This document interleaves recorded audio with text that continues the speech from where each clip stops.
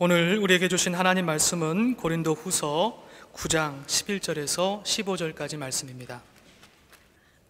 하나님께서 여러분을 모든 일에 부요하게 하심으로 여러분이 후하게 헌금을 하게 될 것입니다. 우리가 여러분의 헌금을 전달하면 많은 사람이 하나님께 감사를 드리게 될 것입니다. 여러분이 수행하는 이 봉사의 일은 성도들의 궁핍을 채워줄 뿐만 아니라 많은 사람들로 하여금 하나님께 감사를 넘치게 드리게 할 것입니다. 여러분의 이 봉사의 결과로 그들은 하나님께 영광을 돌릴 것입니다. 그것은 여러분이 하나님께 순종하여 그리스도의 복음을 고백하고 또 그들과 모든 다른 사람에게 너그럽게 도움을 보낸다는 사실이 입증되었기 때문입니다. 그들은 또한 여러분에게 주신 하나님의 넘치는 은혜 때문에 여러분을 그리워하면서 여러분을 두고 기도할 것입니다. 말로 다 형언할 수 없는 선물을 주시는 하나님께 감사합니다. Der heutige Bibeltext ist im 2. Korintherbrief, Kapitel 9, Vers 11 bis 15. So werdet ihr reich sein in allen Dingen, zu geben in aller Einfalt, die durch uns wirkt, Danksagung an Gott. Denn der Dienst dieser Sammlung hilft nicht allein dem Mangel der Heiligen ab, sondern wirkt auch überschwänglich darin, dass viele Gott danken. Denn für diesen treuen Dienst preisen sie Gott über eurem Gehorsam im Bekenntnis zum Evangelium Christi und über der Einfalt eurer Gemeinschaft mit ihnen und allen. Und in ihrem Gebet für euch sehnen sie sich nach euch wegen der überschwänglichen Gnade Gottes bei euch. Gott aber sei Dank für seine unaussprechliche Gabe. Amen. 네, 오늘은 한 해 동안 우리에게 다할 수 없는 은혜와 사랑을 베풀어 주신 하나님께 감사하며 예배하는 추수감사 주일입니다. 오늘 이 시간 우리의 모든 것 되신 하나님, 우리의 전부 되신 하나님께 먼저 영광과 감사의 박수를 올려드리기를 원합니다. 함께 감사합니다.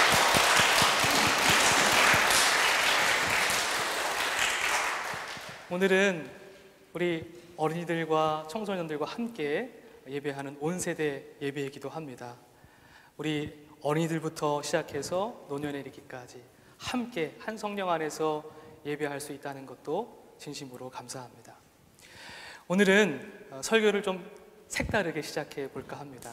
다름이 아니고요, 여러분들께서 예배당에 들어오시면서 제가 안내해 드린 대로 예쁜 색종이 하나씩을 받으셨을 겁니다. 그리고 그 색종이 위에다가 올 한 해 하나님께로부터 받은 감사의 은혜를 한번 적어 주십시오 하고 부탁을 드렸습니다. 하나님께로부터 받은 형언할 수 없는 선물, 어떤 것들이 있는지 적어 주십사 부탁드렸습니다. 다 적으셨습니까? 소리가 좀 작은데요. 다 적으셨습니까? 예, 그 적은 것을 지금 예쁘게 색종이로 종이 비행기로 적어주시면 좋겠어요. 종이 비행기 접어주셔서 지금 여러분들 제 앞에 있는 통로 쪽으로 일어나셔서 던져주시면 제가 몇 개를 골라서 여러분들과 함께 나누는 시간을 갖도록 하겠습니다. 이쪽에 멀리 계신 분들은 저 힘껏 던지셔야지 아마 가운데 쪽으로 올 것 같아요. 예, 잘 하시면 되겠습니다. 준비되셨습니까? 2층에서도 준비되셨어요? 네, 좋습니다. 그럼 일어나실 분들은 일어나시고요, 자연스럽게 하시면 되겠습니다. 준비되셨습니까? 제가 하나 둘 셋 하면 던져주시면 되겠습니다. 양쪽에서는 좀 일어나시면 좋을 것 같아요. 자, 하나 둘 셋. 후이. 와, 정말 2층에서도 예. 오, 네. 감사합니다. 예.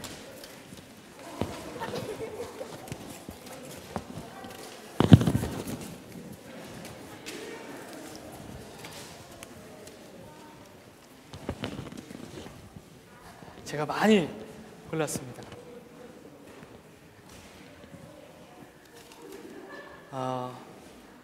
하나씩 소개해 드리도록 하겠습니다. 예. 이름은 적어주시지 않았는데요, 이렇게 쓰셨습니다. 제한된 생활 환경과 시간 속에 마음이 답답했다. 대신에 기도할 조건이 많아졌다. 그래서 견딜 수 있었고 밭을 가꾸고 환우들을 생각할 수 있었고 위로할 수 있었다.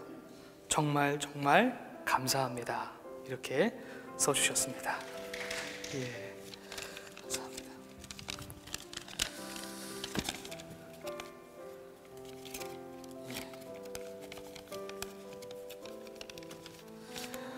우리 이름을 밝혀도 될지 모르겠어요. 이름을 써 있으니까 이름을 읽겠습니다. 우리 김요셉 어린이가 쓴 내용입니다. 하나님, 예배 드리는 것을 감사합니다. 이렇게 썼습니다. 요셉이의 고백이 담겨 있고요. 이름을 쓰지 않으셨는데요. 이렇게 기록합니다. 아직도 살아있어서 감사합니다. 감사합니다. 예, 길게 쓰셨어요. 이렇게 쓰셨습니다. 지난 1년 동안 풍성한 은총으로 함께 해주신 것 하나님께 감사드립니다. 남은 인생도 주님께서 지켜주시고 동행하여 주시고 우리들도 하나님이 기뻐하시는 삶이 되도록 하겠습니다. 항상 평화와 평등, 건강 챙겨주셔서 우리를 통해 하나님의 풍성한 결실을 거두는 감사절이 되게 하여 주십시오. 하나님 감사하고 사랑합니다. 이렇게 쓰셨습니다. 3개만 더 읽어보겠습니다. 네, 한 해 동안 온 가족 건강 지켜주셔서 감사합니다 하고 쓰셨습니다.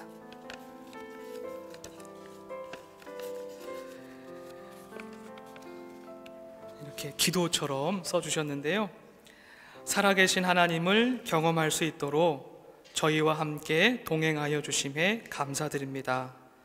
좋은 학교를 저희에게 허락하여 주시고 좋은 사람들과 함께 지내게 해주심에 감사드립니다.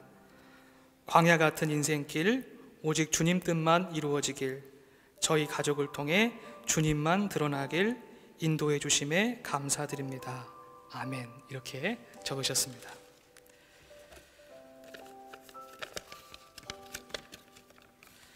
우리 어린이가 쓴 것 같아요. 하나님 건강을 주셔서 감사합니다. 예, 건강할 때는 니은 받침이죠. 예, 마지막입니다. 하나님 아버지, 올 한 해도 함께 해주심에 감사드립니다. 우리 4식구 건강하게 하심에 감사합니다. 첫째, 둘째 학교 유치원 잘 다니게 해주셔서 감사합니다.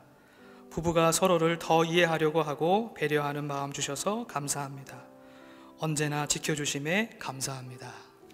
예, 우리 이렇게 모든 감사의 조건을 허락해 주신 하나님께 우리 다시 한번 감사의 박수를 올려드립니다.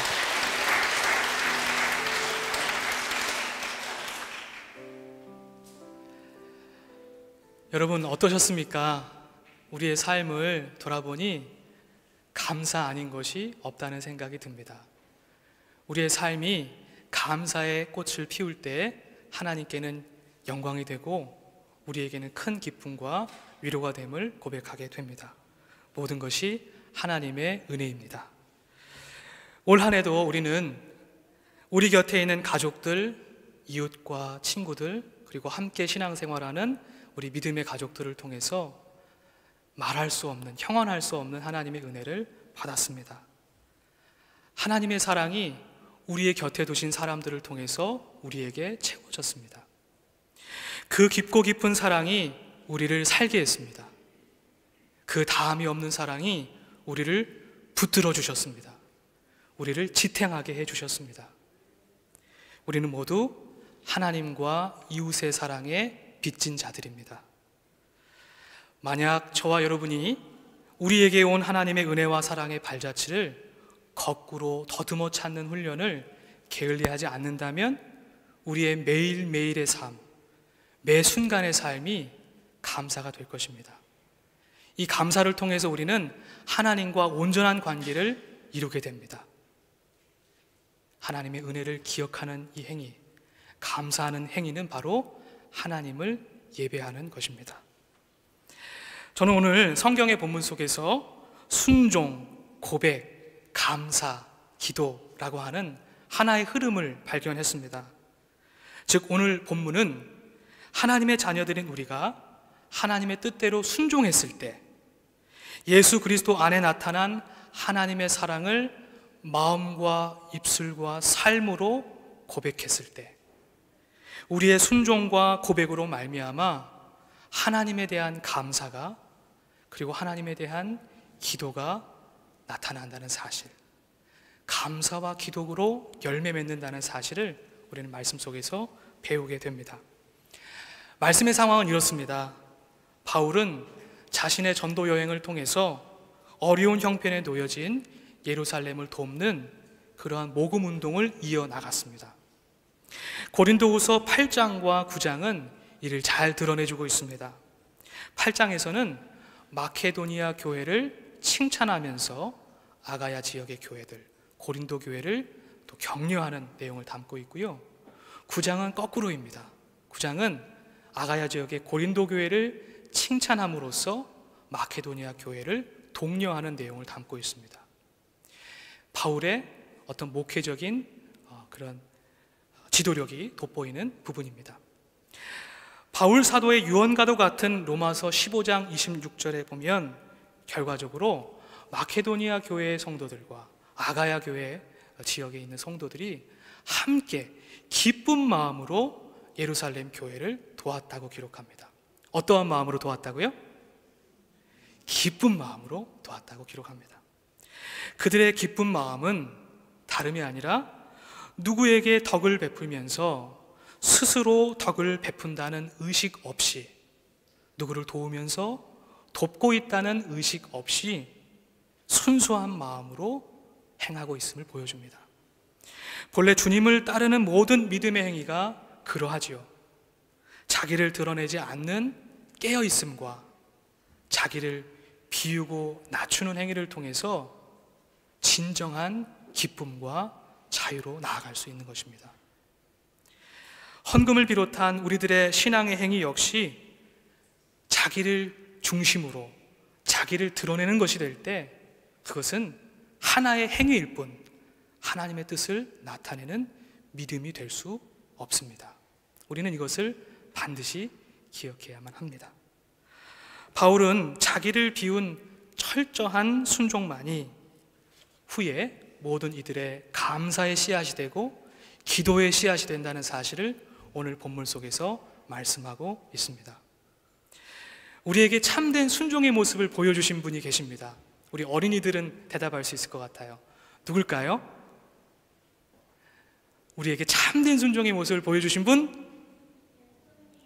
맞습니다. 예수님입니다. 우리 빌립보서 2장 6절에서 8절 말씀인데요, 우리 어린이부터 우리 모든 성도님들이 한 목소리로 함께 읽어보기를 원합니다. 함께 읽습니다. 그는 하나님의 모습을 지니셨으나 하나님과 동등함을 당연하게 생각하지 않으시고 오히려 자기를 비워서 종의 모습을 취하시고 사람과 같이 되셨습니다. 그는 사람의 모양으로 나타나셔서 자기를 낮추시고 죽기까지 순종하셨으니 곧 십자가에 죽기까지 하셨습니다. 아멘. 오늘 본문 13절에서 바울이 말한 그리스도의 복음, 그 그리스도의 복음을 고백한다는 것의 의미는 다름 아니라 예수님처럼 자기를 비우는 삶, 자기를 낮추는 삶을 살아가는 것을 의미합니다. 자기를 낮추고 비우는 것입니다. 갈라디아 교회, 고린도 교회, 빌립보 교회, 데살로니가 교회 등 예루살렘 교회를 돕는 모든 성도들의 마음의 뿌리에는 바로 예수님처럼 자기를 낮추려는 마음, 자기를 비우려는 마음이, 그 믿음이 담겨 있었음을 우리는 확인하게 됩니다. 그랬더니 어떤 일이 벌어졌을까요? 오늘 본문 12절 말씀입니다. 제일 먼저는 궁핍한 자들의 필요가 채워졌습니다. 그리고 그들의 순종과 섬김은 그것을 받는 사람들의 감사로 이어졌습니다. 근데 여기서 중요한 것은 그 감사의 대상이 1차적으로 누구였는지가 중요합니다. 누구였죠? 누구에게 감사하죠? 하나님께 감사하는 거예요. 교회의 성도들에게 1차적으로 감사하는 것이 아니고 먼저 하나님께 감사하고 있다는 사실입니다. 왜냐하면 오른손이 한 일을 왼손이 모르게 하듯이 그들은 자신들의 이름이 아닌 하나님의 이름이 드러나기를 원했기 때문이었습니다. 자신들은 철저하게 숨기고 낮추었기 때문입니다. 저는 이것이 헌금을 비롯한 우리들의 헌신과 순종의 본질적인 모습이어야 한다고 믿습니다. 이러한 의미에서 저는 주보에 봉헌자들의 이름을 기록하는 교회의 관습은 제고되어야 한다고 생각합니다. 교회의 재정의 투명성에 대한 신뢰가 모든 성도들에게 있다면, 그리고 그 헌금이 교회의 재정부를 통해서 바르게 사용된다는 것을 성도 개개인이 상시적으로 확인할 수 있다면 우리들의 이름은 마땅히 가리워져야 하고 하나님의 이름과 하나님의 뜻만이 드러나야 할 것입니다. 설령 주보에 헌금자의 이름이 기록되는 것이 다른 사람에게 자기를 나타내 보이기 위한 것이라면, 또는 또 다른 성도들에게 동기가 부여될지 모른다는 그런 계산에 근거한 것이라면 더더욱 하나님의 말씀의 뜻과 상충됩니다. 저는 중요한 것은 우리의 마음의 중심을 보시는 하나님 앞에 진실한 마음으로 헌금하고 봉사하는 것이 더 본질적인 것이라고 생각합니다. 주보에 헌금자의 이름을 넣는가 넣지 않는가는 하나님 나라와 그 의를 구하는 자들에게는 무용한 논쟁입니다. 불필요한 논쟁입니다. 우리가 이것을 반드시 기억해야 하길 원합니다. 다시 말씀으로 돌아갑니다. 성도들의 구제와 헌금으로 인해서 또 어떤 일이 벌어졌을까요? 오늘 본문 14절의 말씀입니다. 그들에게 채워진 하나님의 넘치는 은혜는 이를 도왔던 성도들에 대한 그리움과 기도로 옮아져 갔습니다. 그들은 서로 살고 있는 지역과 문화와 연령과 성별도 달랐지만 그들은 말할 수 없는 영적인 선물을 주고받으며 서로를 향한 그리움과 기도로 연결되고 있음을 보게 됩니다. 오늘 본문에 보니 누가 누구를 돕는 일방적인 선교가 이루어진 것이 아니라 서로 믿음의 한 형제와 자매로서 연결되어 있고 수평적으로 선교되고 있음을 보게 됩니다. 이런 의미에서 바울 사도는 로마서 15장 27절에서 오히려 마케도니아 교회, 아가야 지역의 교회 성도들이 예루살렘 교회에 빚을 지고 있다고 말합니다. 우리의 상식과는 배치되는 내용입니다. 도움을 준 사람이 오히려 빚을 지고 있다고 말하는 거예요. 물론 마케도니아 교회와 아가야 지역의 교회 성도들이 예루살렘 교회의 성도들에게 필요를 채운 것은 맞습니다. 물질적으로 도운 것은 맞습니다. 그러나 그들은 오히려 예루살렘 교회 성도들에게 영적인 선물, 하나님 안에서, 성령 안에서 서로를 그리워하는 그 마음과 그들을 중보하며 기도하는 그 마음을 다시 돌려받은 것입니다. 그것은 우리의 상식으로 계산할 수 없는 은혜입니다. 우리의 언어로 형용할 수 없는 은혜입니다. 그들은 그 은혜 가운데 함께 연결되어 있었던 것입니다. 이렇듯 진정한 헌금과 선교는 서로를 향한 감사로 표현됩니다. 이 감사는 자연스럽게 서로를 향한 그리움과 기도로 연결됩니다.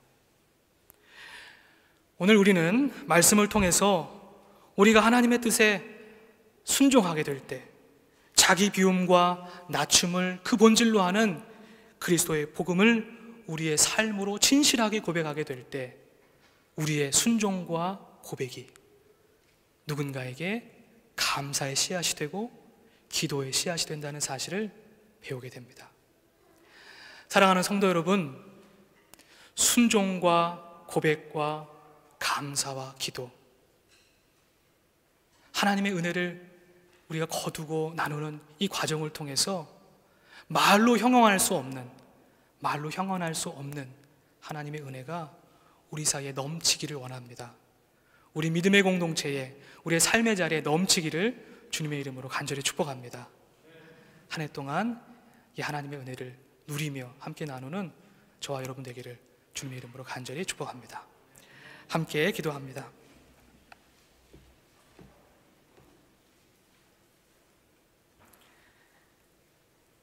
하나님, 우리에게 베풀어 주신 하나님의 은혜와 사랑 기억하며 감사합니다. 우리의 순종과 우리의 고백이 모든 이웃들에게 감사와 기도의 씨앗이 된다는 사실을 말씀을 통해서 배웠습니다. 주님의 뜻을 진실하게 따라가며 우리의 마음과 입술과 삶으로 예수 그리스도의 십자가의 은혜를 고백하며 살아갈 수 있도록 은혜 덧입혀 주옵소서. 하나님의 은혜와 사랑을 모든 이웃들과 함께 나누는 한 주가 될 수 있도록 성령으로 인도해 주옵소서. 감사드리며 우리를 구원하신 예수 그리스도 이름으로 기도합니다. 아멘.